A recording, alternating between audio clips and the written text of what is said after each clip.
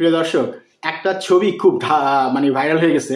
আজকে দেখলাম যে পুরো সামাজিক মাধ্যমে খুব ভাইরাল হয়ে গেছে। সেই ছবিটা হচ্ছে ওই বিদার যেই চেয়ারম্যান আছে আর কি, আশিক চৌধুরী।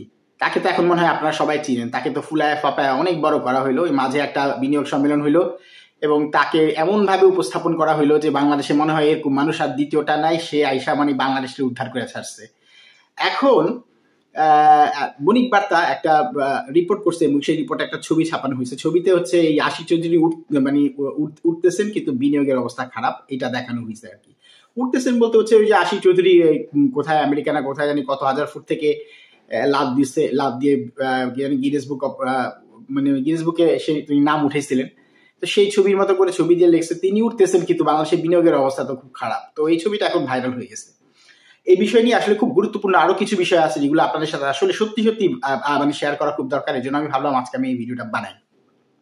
তো বণিক বার্তার ওই যে রিপোর্টটা, সেই রিপোর্টে বলা হইতেছে যে নিয়োগ পাওয়ার পর গত 7 মাসে দেশের বিনিয়োগ পরিবেশ উন্নয়ন অনেক ধরনের কর্মযজ্ঞ হাতে দিয়েছেন আশিক চৌধুরী। অর্থাৎ বলা হচ্ছে যে বিনিয়োগ পরিবেশের যে উন্নয়ন করার যে কর্মযজ্ঞ সেটা তিনি হাতে নিচ্ছেন। কিন্তু ব্যাপারটা হচ্ছে যে বিনিয়োগকারীদের আগ্রহের সূচকে অবশ্যই দেখা যাচ্ছে যে নিবন্ধিত বিনিয়োগ প্রস্তাবের সংখ্যা নিম্নমুখী। অর্থাৎ যারা বিনিয়োগ করতে চায়, নিবন্ধিত বিনিয়োগ করার যে প্রস্তাবের সংখ্যা সেটা অনেক নিম্নমুখী। এমনকি কেন্দ্রীয় ব্যাংকের তথ্য অনুযায়ীও ফরেন ডিরেক্ট ইনভেস্টমেন্ট মানে এফডিআই এর নিট প্রবাহ কমেছে। অর্থাৎ এফডিআই এর নিট প্রবাহ মানে ফরেন ডিরেক্ট ইনভেস্টমেন্ট যারা মানে ফরেনার যারা আসবে এখানে ইনভেস্ট করবে সেটার প্রবাহ অনেক কমে গেছে। অন্যদিকে শিল্পের মূলধনী যন্ত্র আমদানিও নিম্নমুখী। অর্থাৎ যদি শিল্প কারখানা আপনি করেন সেটা তো মূলধনীর যন্ত্র লাগবে, সেটার আমদানিও কিন্তু নিম্নমুখী। সব মিলিয়ে বিনিয়োগ আকৃষ্টে চৌধুরী আশিকের প্রচারণা বা তৎপরতা যতটা আলোচিত হচ্ছে, প্রকৃত বিনিয়োগ পরিস্থিতি ঠিক তার বিপরীত। অর্থাৎ তাকে যেভাবে ফুলায় ফাপায় বড় করা হয়েছে যে মানে সে হইতেছে দ্বিতীয় ইউনুস, মানে সে বাংলাদেশে তার কোনো বিকল্প নাই, কিন্তু প্রকৃত অবস্থা হচ্ছে ঠিক এর বিপরীত। এখন আমি এই যে আশিক চৌধুরীর যে ব্যাপারটা, ব্যক্তি বিশেষ নিয়ে আমার আলোচনা করার কোনো কিছু নাই, কারণ এরকম হাজার আশিক চৌধুরী বাংলাদেশেই বিদেশি থাকা মানুষের কথা তো বাদই দিলাম, বাংলাদেশেই আসলে ঘুরায় ফিরায় বেড়াচ্ছে। কিন্তু কিছু মানুষ তাদের নিজস্ব ফায়দা লুটার জন্য এরকম মানুষদেরকে মানুষদেরকে তারা বিশাল বড় বানায়, তাতে করে তাদের কোনো যাতে ফায়দা হয়। এটা হচ্ছে বাংলাদেশের নর্মাল মানে পলিটিক্স এবং পলিসিও বিভিন্ন বিষয়। যাও, এখন আমি যে বিষয়টা বলতে চাচ্ছি সেটা হচ্ছে যে আপনারা জানেন যে এর মাঝে চট্টগ্রাম বন্দরকে বিদেশি কোম্পানির হাতে কিন্তু ছেড়ে দেওয়া হয়েছে। এটা নিয়ে অনেক কথাবার্তা হয়েছে, সমালোচনা হয়েছে। চট্টগ্রাম বন্দর একটা লাভজনক মানে প্রতিষ্ঠান, মানে একটা জায়গা যে জায়গাতে মানে কখনোই অলাভজনক দেখা যায় না, এটা কিন্তু লাভ করে যাচ্ছিল। তো সেইখানে কেন কার মানে মানে কাদের সাথে আলোচনা করে তারা সরকারি কাজ করছে সেটা কিন্তু আমরা জানি না। এই যে রাখাইনে করিডোর নিয়ে কি হচ্ছে, মানে করিডোর দেওয়ার নাকি নীতিগত সিদ্ধান্ত নেওয়া হয়েছে, এরপরে আমাদের সাথে আর কোনো কিছু শেয়ার করলো না সরকার, এটাও আমরা জানি না।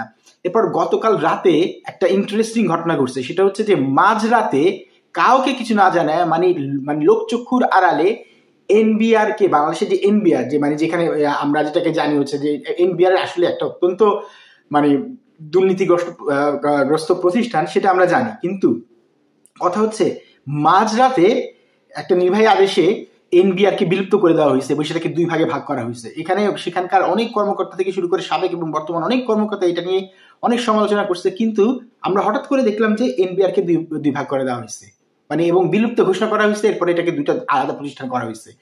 এখন আমার প্রশ্ন হচ্ছে, এটা আপনারা যে করলেন ঠিক আছে, এটা হয়তো এটা অনেক দুর্নীতিগ্রস্ত একটা প্রতিষ্ঠান ছিল, যদি ভালো হয়তো ভালো, কিন্তু আপনারা যেটা করলেন কাকে জানায় করছেন, কাদেরকে জানায় করছেন, আর রাতের আধারে কেন আপনাদেরকে এই কাজটা করতে হইতেছে? আপনারা রাতের আধারে একটা আদেশ জারি করতেছেন মাঝরাতে, মানে এটা এগুলো কি? মানে আপনাদের মধ্যে এরকম লুকাচুরির ব্যাপার কেন চলে আসতেছে?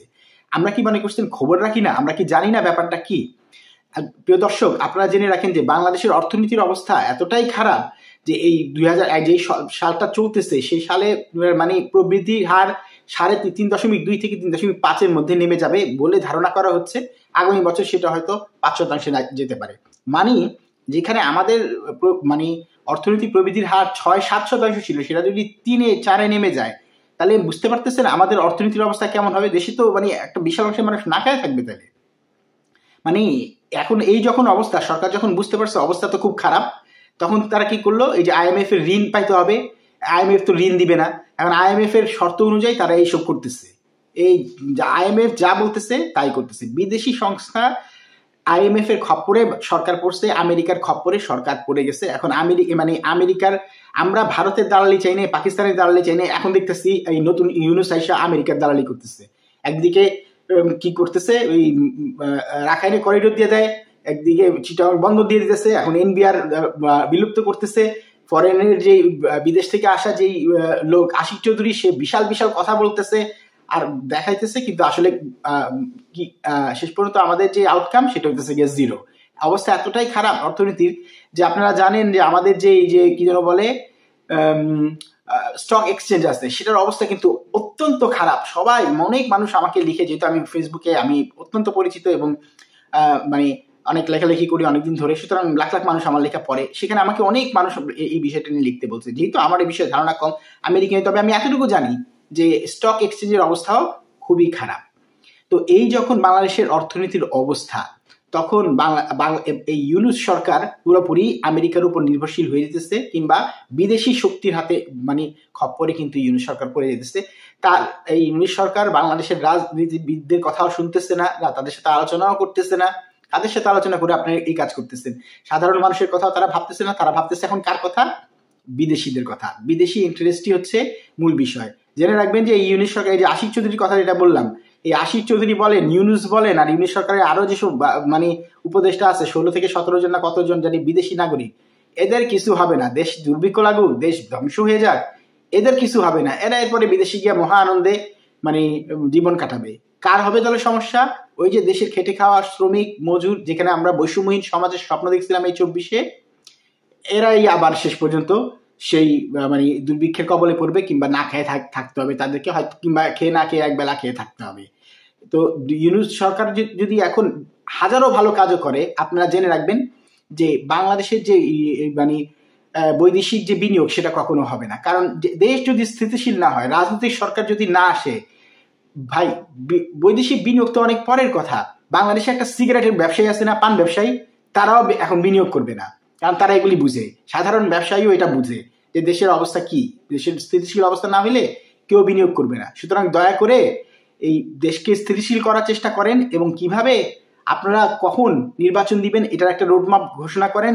রাজনৈতিক সরকারের হাতে ক্ষমতা ছেড়ে দিয়ে আপনারা বিদায় নেন, কারণ আপনারা আসলে বাংলাদেশের ভালো চান না। আপনারা এই হচ্ছেন, এক একজন হইতেছেন গিয়ে বিদেশি নাগরিক, আপনাদের মূল যেই ব্যাপারটা সেটা হইতেছে কিভাবে বিদেশের স্বার্থ রক্ষা করবেন। সুতরাং নির্বাচন দেন, দেশের সাধারণ মানুষের হাতে ক্ষমতা তুলে দেন। প্রিয় দর্শক, আজ এই পর্যন্তই। ভালো থাকবেন নিশ্চয়ই, দেখা হবে নিশ্চয়ই পরের ভিডিওতে।